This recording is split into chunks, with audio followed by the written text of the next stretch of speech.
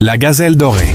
Dans un village oublié au bord d'une forêt interdite, un jeune chasseur poursuivit une gazelle dorée pendant 3 jours et 3 nuits.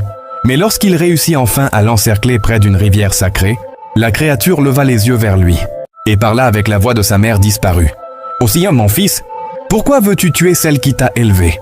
À cet instant, le vent s'arrêta. Les oiseaux cessèrent de chanter. Et le jeune homme comprit que la forêt cachait un secret que personne n'aurait dû découvrir. Histoire. Il y a très longtemps, dans un petit village entouré de montagnes et d'arbres géants, vivait un jeune chasseur nommé Quito. Quito était connu pour son courage, rapide comme le léopard, silencieux comme l'ombre.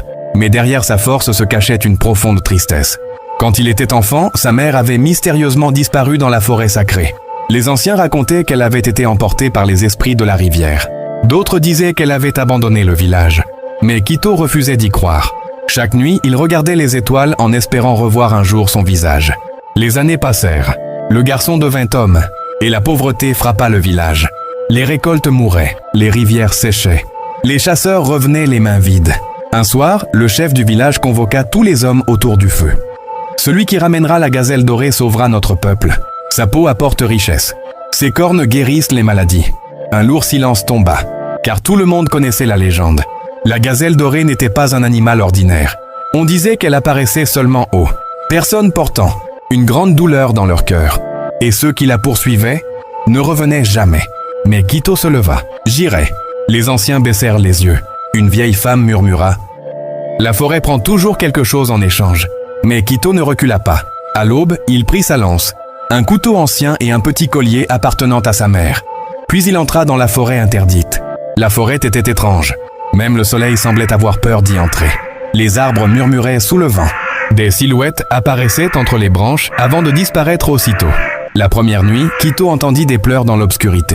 La deuxième nuit, il aperçut une femme vêtue de blanc près de la rivière. Quand il s'approcha, elle disparut. La troisième nuit, il la vit enfin. Une magnifique gazelle au pelage brillant comme l'or. Ses yeux semblaient humains. Elle observait Quito sans bouger. Le jeune chasseur sentit son cœur battre violemment. Il leva lentement sa lance, mais la gazelle tourna le dos et s'enfuit. Alors commença la plus grande poursuite de sa vie. Ils traversèrent des collines, des marécages, des cascades. Parfois, la gazelle s'arrêtait juste assez longtemps pour regarder Quito dans les yeux, avant de repartir, comme si elle voulait qu'il la suive. Au lever du 4e jour, la gazelle atteignit une rivière sacrée cachée au milieu des rochers. Cette rivière était exactement l'endroit où sa mère avait disparu des années auparavant. Quito encercla enfin l'animal. « Abonne-toi si tu veux entendre la suite. Abonne-toi et active les notifications pour suivre la suite de